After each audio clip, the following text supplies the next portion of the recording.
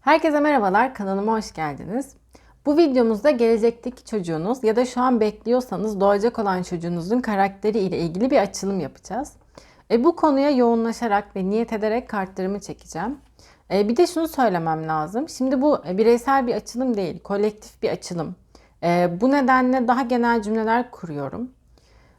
Bir de bu video karşına çıkmış ve sen şu an izliyorsan bu tesadüf değil kesinlikle. Senin enerjinin, yani izleyen herkesin enerjisiyle benim buradan size verdiğim enerjinin bir çekimi. Yani sizlerle benim aramdaki bir çekim enerjisi de diyebiliriz. Şimdi hemen açılımımıza geçelim. Şöyle bir yol izleyeceğiz. Kız ve erkek olarak iki açılım gerçekleştireceğim. Önce kız için olan açılımı yapacağım. Destemi karıştıracağım ve 3 adet kart çekeceğim. Şimdi başlayalım. Bu soruyu merak eden herkesin niyetine, izleyenlerin hayrına, bütünün hayrına, duyacaklarımızın ve göreceklerimizin hepimizin hayrına olacak şekilde niyet ediyorum.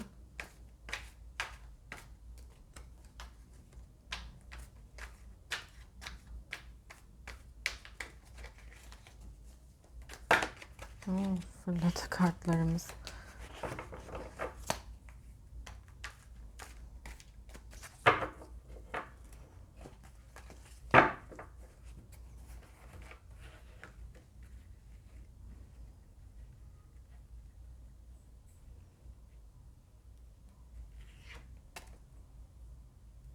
En sondaki kartı çekesim geldi çok.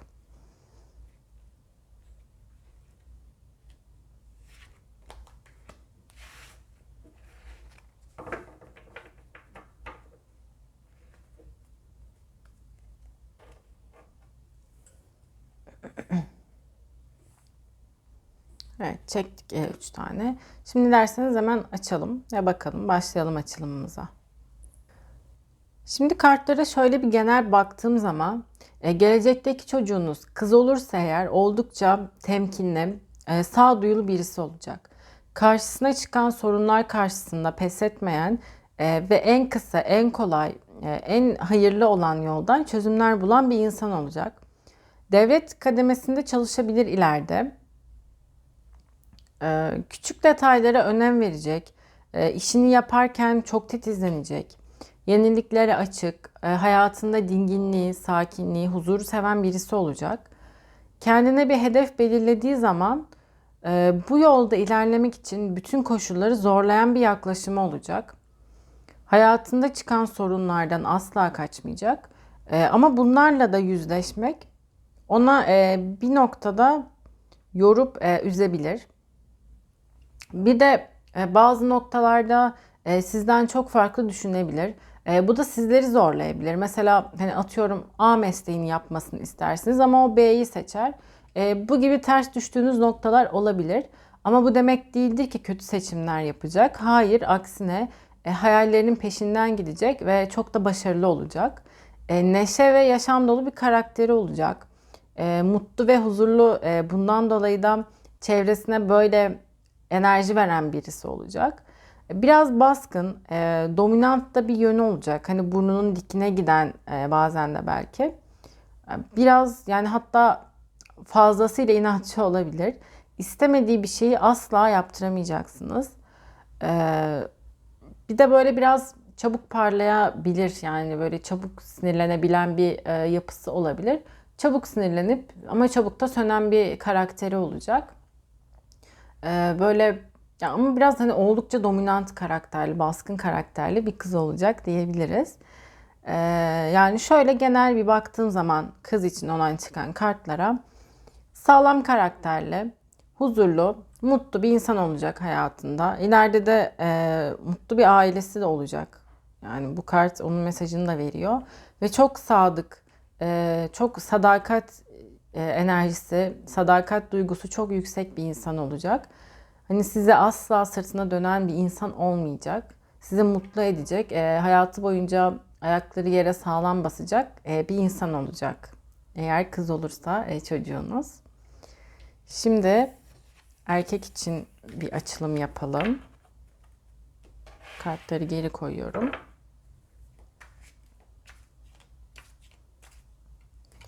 Tekrardan bu soruyu merak edenlerin niyetine, izleyenlerin hayrına, bütünün hayrına, duyacaklarımızın, göreceklerimizin, bizlerin hayrına olacak şekilde niyet ediyorum. 3 tane daha kart çekeceğim erkek çocuk için.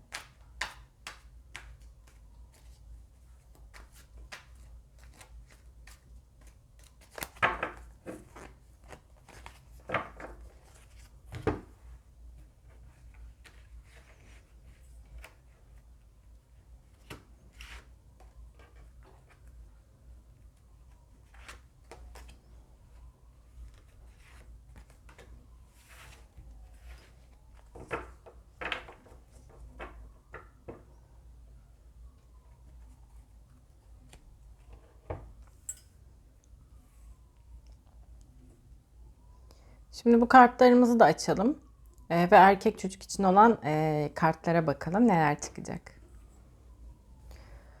Erkek çocuklar için kartlara baktığımda ileride yüksek bir mevkide çalışacak birisi olacak. Lider bir yönü olacak, güçlü ve biraz da aslında maddiyatı sevecek. Yardımsever, güvenilir ve iyi niyetli birisi olacak. Zeki, akıllı, aynı zamanda hassas duygulara sahip, ayaklara yere sağlam basan birisi olacak. Fakat ruh hali biraz dengesiz olabilir. Yani değişken bir ruh haline sahip olabilir. Duyguları kısa süreler içinde değişebilir. Yani bir gün atıyorum bir gün şunu seviyorum diyorsa bir gün bunu seviyorum diyebilir. Bir gün atıyorum o yemeği yiyorum diyorsa ertesi gün o yemeği yemek istemeyebilir. Öyle karakterde bir insan olacak. Bir de maddiyatı sevmesinden dolayı iş dünyasında, kariyer hayatında içten içe bir başarısızlık korkusu duyabilir. Bazen de çevresi tarafından işkolik olarak görülebilir. Hırslı biri olacak, hatta oldukça hırslı biri olacak. Konuşma yeteneği çok iyi olacak, yani tatlı dilli bir insan olacak. Hem modern hem de geniş bir bakış açısı olacak hayata karşı. Ama bazen de tutarsız davranabilir. Hedeflerini çok sık değiştirebilir. Özgürlüğüne çok düşkün, girişken ve seyahat etmeyi seven bir karakteri olacak. Yani bu açılma da genel olarak baktığım zaman hani çalışkan, ayakları yere sağlam basan, hedeflerine ulaşmak için çabalayan, hırslı, hatta hani çok hırslı, güvenilir ve zeki bir karakteri olacak.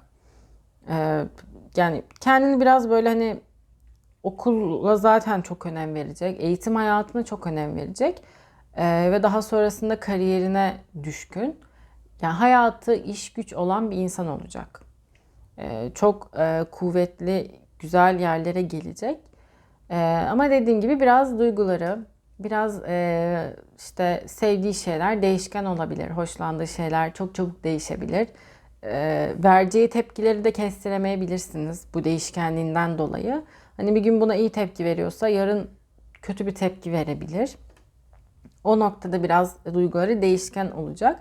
Bir de ben biraz sabırsız olacağını düşünüyorum. Yani evet hedefleri doğrultusunda ilerleyecek ama kendine birçok farklı hedef ve hani hedeflerini sürekli değiştirdiği için bunu sabırsızlığına bağlıyorum. Yani hani bir hedefine ulaşmaya çalışırken o hedef biraz daha uzakta olduğu için onun olması sabırsızlanıp hedefini değiştirebilir. Ama bu hani onun başarılı olmasının önünde bir engel olmayacak kesinlikle. Çok başarılı birisi olacak. Bir de maddiyata fazla düşkün olduğu için çok da önem verecektir. Ve maddiyata çok önem verdiği için de hani eli açık olacak ama bazı noktalarda da cimrileşebilir. Öyle de bir karakteri olabilir. Evet, açılımımız buraya kadardı bu videomda. Açılımını yapmamı istediğiniz konular ya da sorular varsa, bu video içinde aklınıza takılan sorular varsa lütfen yorumlarda benimle paylaşın.